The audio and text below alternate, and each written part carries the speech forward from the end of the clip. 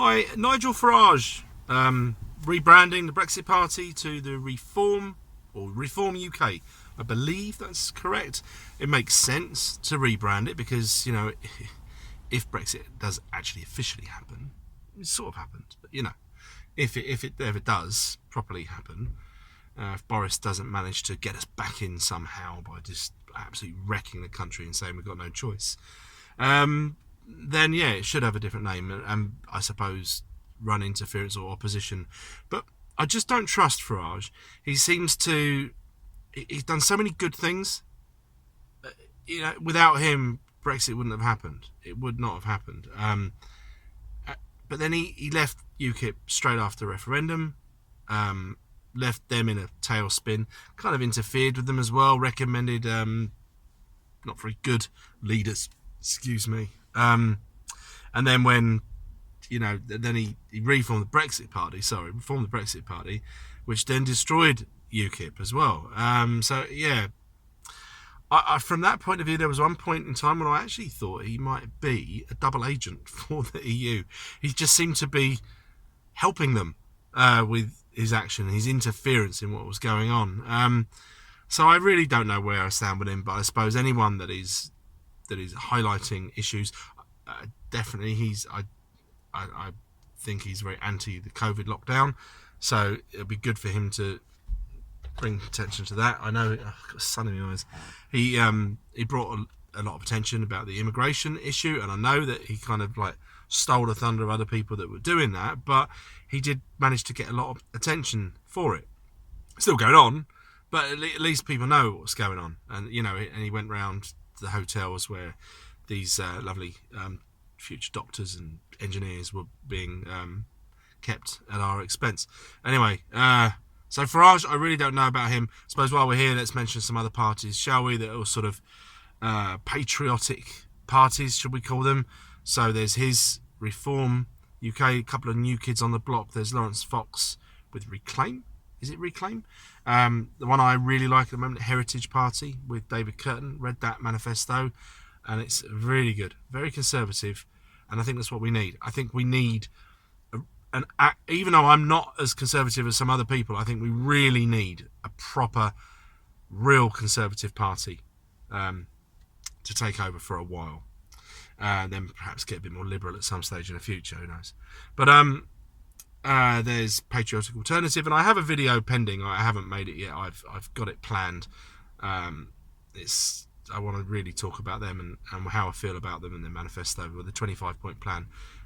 So yeah, I'll probably get a bit of hate when I do that one, I'm sure. Both sides of the argument, probably. For Britain, I think Anne-Marie, she's still going at it. I'd actually like to see, what else? Hearts of Oak, English Democrats, is it? If I've missed any, sorry. I'd like to see these parties actually sort of do some sort of, well, have to be virtual now, some sort of conference where they actually come together and supporters of them, we can get an idea for how much support there is overall for these parties. And it might be a way of actually finding out how much they care about what's going on based on whether they're prepared to, liaise with other parties, coalitions, or even, combine the parties to sort of strengthen the numbers. And that might mean that the head of that party takes a bit more of a backseat role rather than a leadership role, and then we find out who's got the egos, who really doesn't give a crap about what happens necessarily for their position, but for the country. That'd be nice to see that.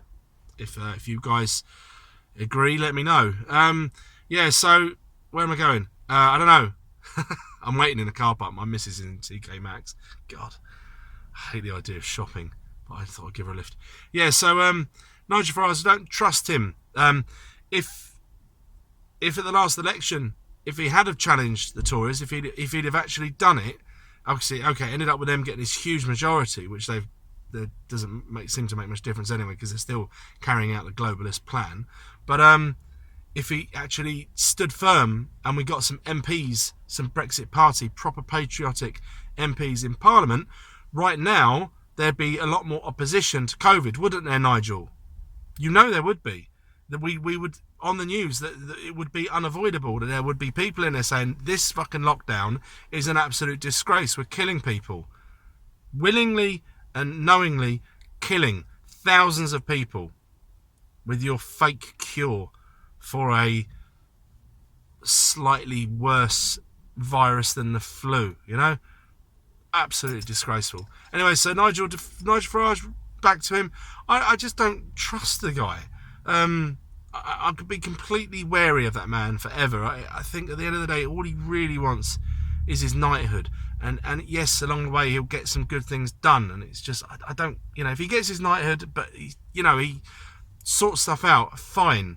But I sometimes think he's just running opposition and he's like tactical. Another party's getting really strong, taking that will do what he says he's going to do.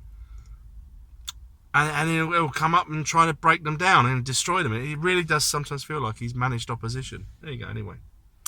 Your thoughts on Nigel Farrage, please. See you soon. Bye.